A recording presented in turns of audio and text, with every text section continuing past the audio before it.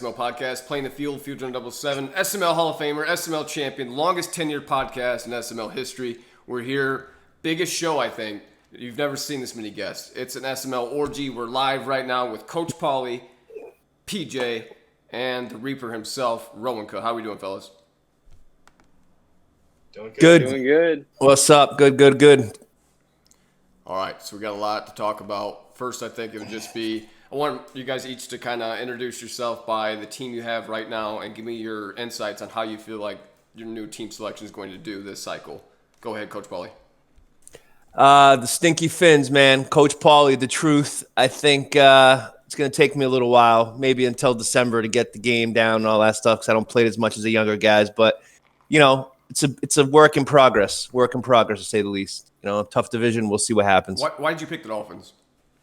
I picked the Dolphins because they had a young QB and they had a running back that I could mold, and they had some defensive pieces. But, you know, mostly because of the QB, because it's QB obviously is, right, you know, the name of the game. steer of the offense. Yeah, so you need somebody, you know, start with a QB and a running back. I have a couple of receivers that are pretty fast, and I got a lot of work to do on the defense. So that's why I went with them. And not only that, I think the division kind of will challenge me in the way that I want to be challenged, you know. Well, let's talk about that then. Let's go to your division mate, PJ himself. PJ, you got the Patriots this year. Why did you select the Patriots? Do you think you're going to take Coach Pauly? Are you going to bend him over your knee and spank that ass? Let's talk about the truth right now.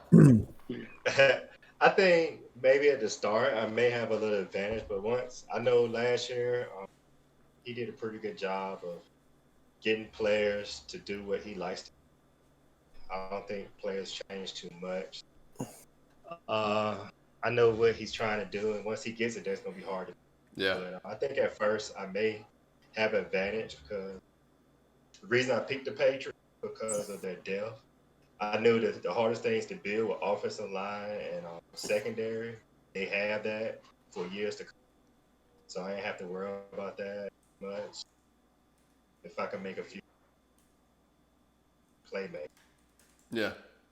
We're going to turn this over now to Young Blood himself. The Reaper, the man that threatened to take out the SML himself, got kicked out for a day because of some comments he made. Rowanka, the New York Football Giants. Yeah, here with the Giants, you know, Reaper. They thought they could get rid of me, but I'm back. What'd you pick the Giants for, dude? When you're sitting at 19. Sitting at 19, I was looking at it, and I was like, you know, the Giants, I'm not going to get a great team. I want a team I can build with for the future. So I was looking at the Giants. They got Saquon, who's a cycle running back. Yeah. They got a lot of youth. They got young O-line, Slayton and Shepard on the outside with Ingram up the seam. And then I really like their secondary with Jabril Peppers and Xavier McKinney running safety. And then they got a few young pieces on the D-line. They got a few holes at linebacker and corner I need to work on. But with where I was picking, I like the cap and the youth that the Giants had. So right now we're kind of in scrim season where everyone's just playing either randos online, Superstar KO, Ultimate Team. And for the most part, I would say most guys have kind of played a lot of comp mode. What are your guys' thoughts so far on the game compared to last cycle, Madden 20? Do you think that it's kind of got vast improvements, just kind of polishing a turd a little bit, or what are your insights so far? Well, this time we'll start with PJ. I think the game plays better to a gameplay standpoint, but I mean, everybody knows there's a lot of glitches, and I'm more worried about, like, come January, if they don't make a whole bunch of changes to franchise, we're going to get bored with it. Because I've been playing the same thing franchise now, for like 3 or 4 years, so it's going to eventually get to where it's like, okay, I can't do this for a whole time. No, and that's the only thing I think that keeps guys in our league. I'm not mean to jump ahead of anybody else, but with the podcast and everything that the SML offers, it's more or less the league that keeps you playing, not the game. And I think a lot of guys would attest to that. We're going to go ahead and go with the Reaper. Reaper, what are your thoughts so far on Madden 21? Personally, I like it a lot. I think it's similar in ways of last year, but I like how they slowed the linebacker speed down a little bit, and then I think they made major improvements on the tackling. For example, last year, if you got behind somebody, there was no way you were catching them. This year, I'm seeing a lot better speed threshold and dive tackles actually work. And also, it's really, I don't know how other people feel about it, but I really like the reach ability when you're reaching for first downs and reaching for the end zones. Yeah, sometimes you get a little cheap first down there and here, but I mean, in real life, they're reaching, so I like how the mechanics make it seem more real life to me. Coach Paul, hit him with the truth. Tell me what you think about the game. Man, as you know, Field, like any shiny new toy, or girl, whatever you want to make it, at first when you get it home, it's all nice and shiny and looking good. But then after you start to play it, you discover the imperfections in the product. You know what I'm saying? And either you send it back, cut off ties, but it's okay for now, man. But I think that, give it a couple of months, and I think there's going to be some stuff that's glaring out of this game. A couple of things that stick out to me. Defense obviously is harder. People have been scoring more points. User ability, I agreed.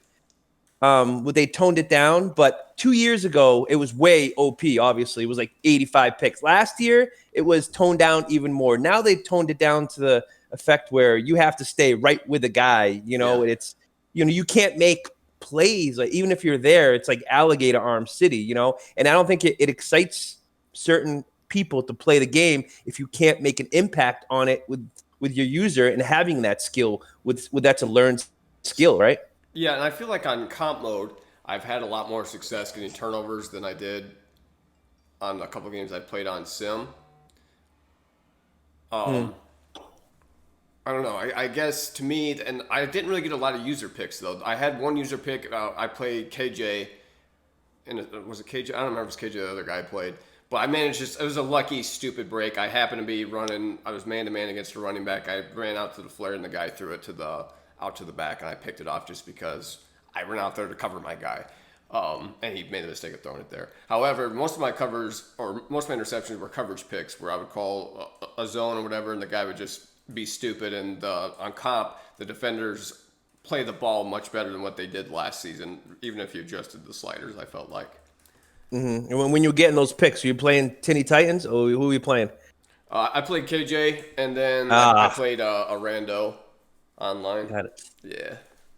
Yeah, dude. I love me some KJ. I love me some Tiny Titan. I know that they got a little beef going on with Coach Pauly.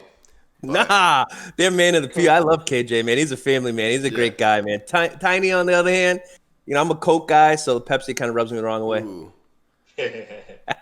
All right, let's talk about. We're going to have a quick moment of silence, all right? We're going to take a quick 5-second moment of silence. That was for Raider fans, 74. And I raised my drink to Raider.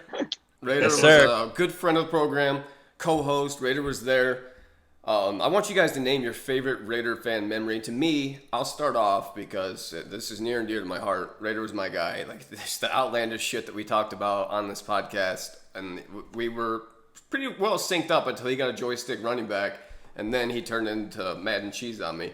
But I think the Why I Love SML video from last year, where at the end of it, he's doing his karate shit or whatever at the end, that was pretty funny. And there was something about, he like paused when he talked about cum. And he goes, oh shit.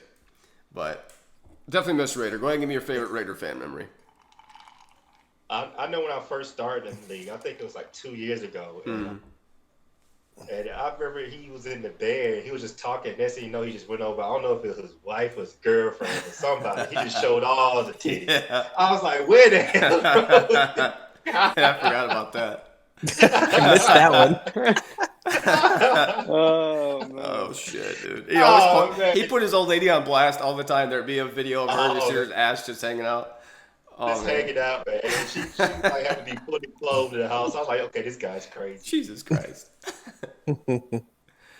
I also liked his little podcast he'd do with the kids, and they'd have all the little helmets, and they'd talk about, I think it'd be like the draft time, and they would talk about who his mock drafts. Those were kind of cool, though.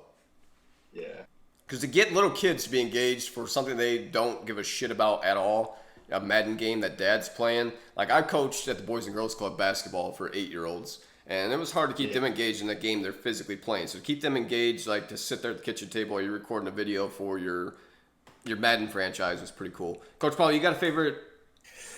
Yeah, man. The short time, whatever I've been here, but it was one that he was at work, and I still remember it. His coworker was looking out the window, and he Yeah. was like smacking that, and Yeah. she turned around and saw him, and I was just dying laughing. How about you, Reaper?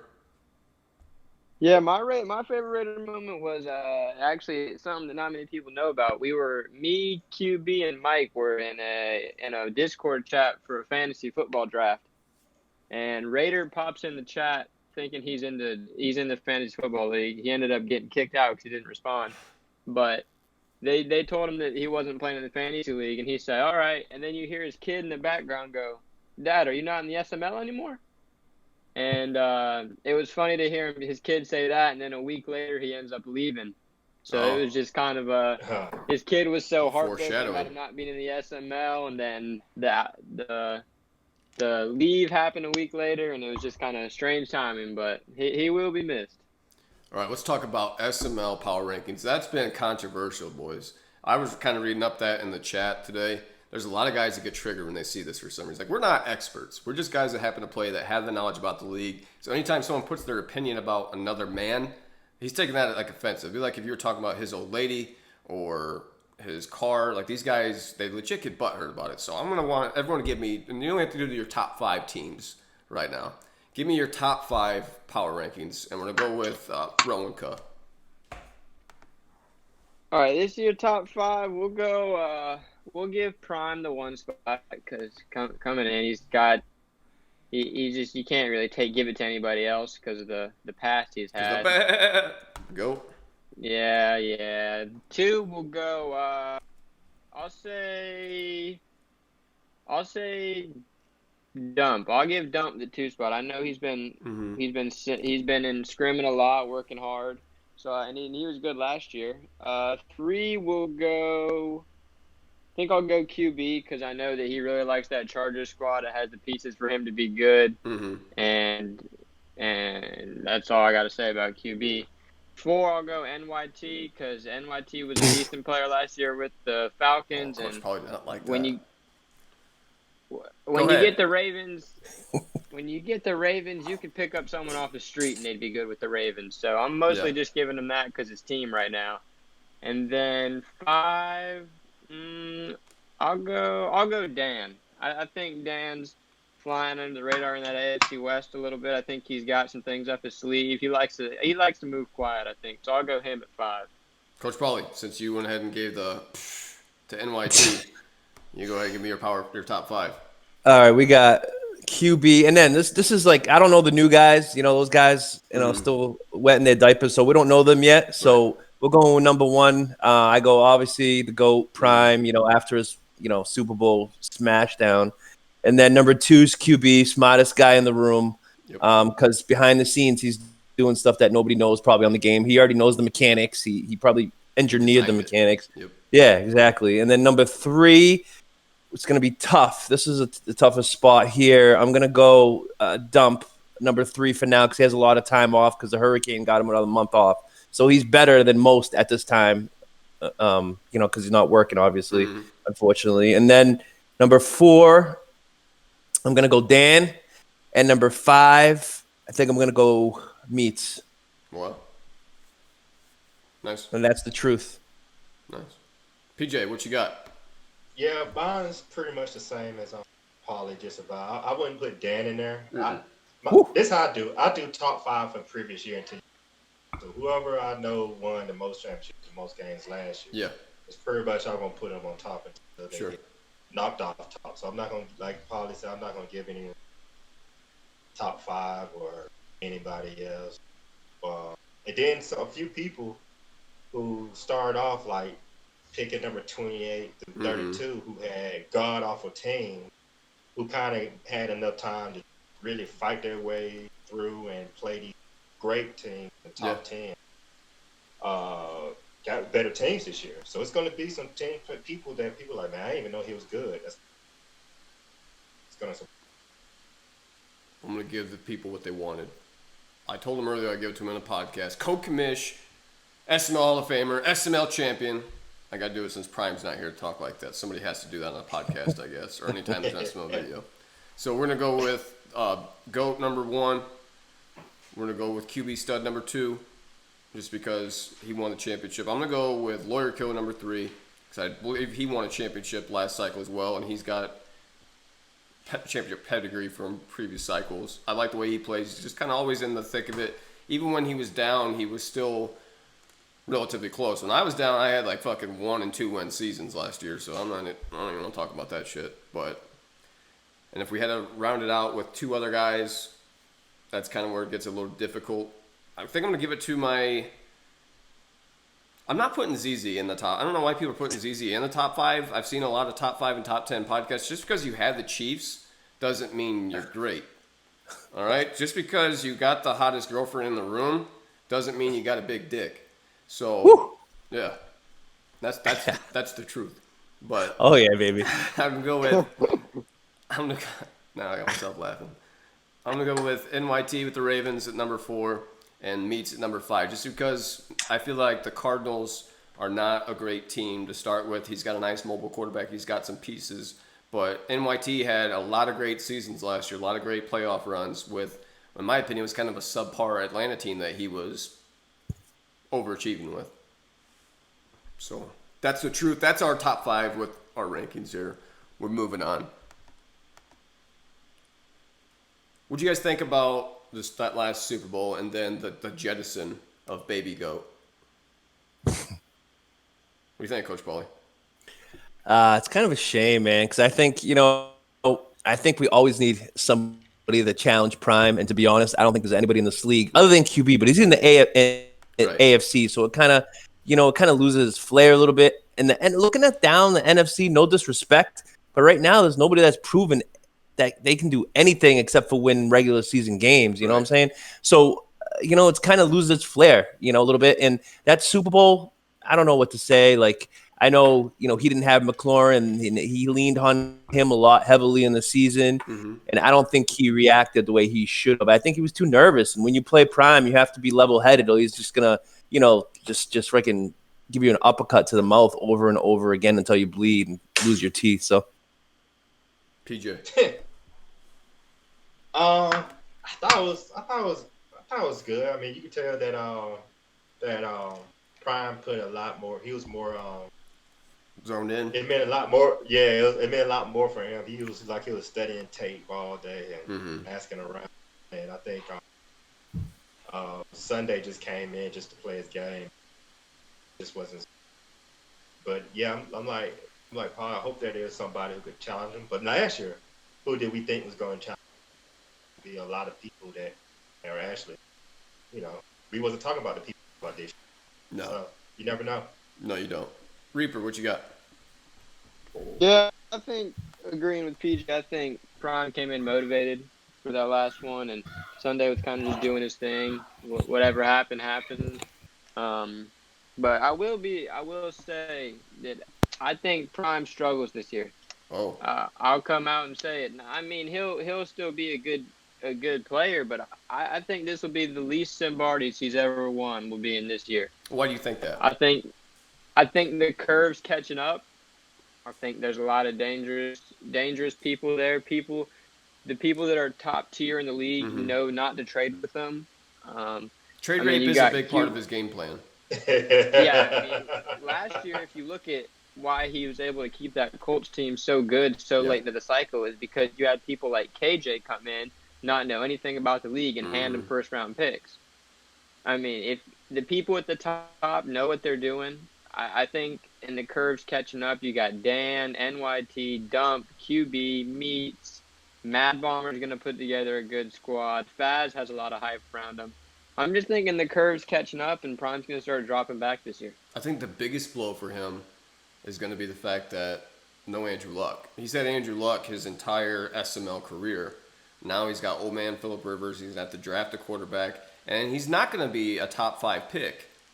I mean, he's going to always win enough games to be in the late teens or in the 20s. So he's not going to get that upper echelon quarterback. He's not really have to groom a guy. It's going to be a scrub squad, 67 overall quarterback. So I think that's going to set him back to an extent. I mean, the Colts are stacked right now. They have a really good team to build on. It's a great offensive line. You've got Marlon Mack, Naheem the Dream Hines. You got some weapons out there.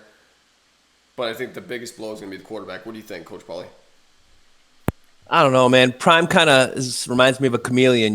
He kind of goes into his environment and just blends in and makes it, great. And then before you know it, he'll have a superstar team because he knows how to build teams. Yeah. But his division is pretty much a cakewalk, so he should be winning that. Mad Bomber can challenge, but I think he's too busy making podcasts to even challenge. Put his time in the game. But that division's just, come on, man. That division's bad. So he's going to win it over and over again. And then, it's up to what he does in the playoffs, PJ? Yeah, I think I played him. I played him before, and then like he could turn up. He could turn it up and down. Like I think I played him, and he was just like he pretty much toyed with me. It's like I'm gonna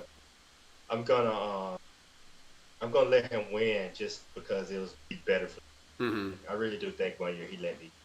Another time, I think he needed. It's like he just read everything I did, right? So he really does go out there and looks at our Twitch and see what we like. He's messaged me before and it's like, hey, you play so and so. What does he like to do, right? Mm-hmm. So I mean, most people don't do that. So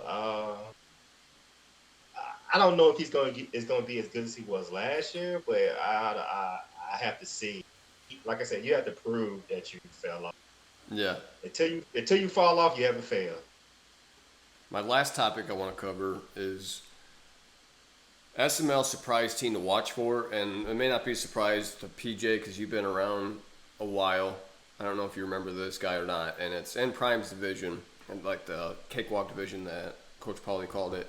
The one guy that's not a cakewalk player, every team that I played him as, he's a tough guy, is Mr. October, King Koopa, the Texans. That dude's a legit player. I was the Seahawks, or maybe I was the Rams that year. I think we may have played in the same division twice, and that guy is fucking hard. He's a tough dude. Like, he plays really good defensively. He likes to run the ball, and he just doesn't make a lot of stupid decisions. So I think you'd be surprised how good the Texans are going to be with King Koopa. Reaper, who's your surprise team to watch out for? Maybe just call it a surprise because he doesn't have a good team right now, but I played him last cycle. He's tough. He likes the team building. He knows what he's doing. I think Mad Bomber will put together a really good team, and I think I really wouldn't be surprised if I don't know anything about King Koopa and Mr. October like you're saying, but I really wouldn't be surprised if you even see Prime catching a 2 or a 3 seed in that division late in the cycle, because Mad Bomber and it sounds like Mr. October are two guys who are going to be motivated to team build and take on Prime. And Coach Pauly? I'm thinking about it. I'm going to go Noel. Noel's a threat. Noel's a threat. He has a good team, sneaky good team, and I think he's a good player, and he knows how to play the game. He might be a powerhouse in the AFC. What you got, PJ? Well, Eagles, was it Chris? Chris won. Didn't Chris win the tournament? So, I mean, nobody's talking about him. And You're right. He won the tournament, right? I mean, he beat everybody. So, I mean, he could. The game, sometimes the new game just fits certain people, right? So, he had the Broncos, which wasn't and they were a contender. I mean, they were a playoff team. Yeah, so Chris can show something. He's a good player. So we'll close this out. I'm going to say I've been sipping on this SML chilled mug. They're available on our store at Zazzle.com if you're interested. It's absolutely delicious. You should try it. You should get one if you haven't yet. But appreciate you guys tuning in. We're right around 25 minutes right now. I hope you enjoyed the format. Let me know if you felt like there's too many guys or if you felt like we did a good enough job kind of giving everyone equal opportunity to speak and that we moved it along in a proficient fashion. I hope you enjoyed the show. Good luck this season. The Bucks are fucking coming. The GOAT, Tommy 12, TB12 method. We coming with the Gronk. We're going to try to run that NFC South. My co-host today was going to be Rolls Royce, and I really hope I can beat him because I don't have a lot of luck beating that kid. But anyway, hope everyone has a great season. Coach Pauly, good luck. I hope you guys have some good battles out there in the AFC East. Reaper, Yes, I sir. hope you absolutely just bury people in graves out there in the NFC East. But everyone have a great season. Good luck. Be sure to like, subscribe, take care. Have a great day.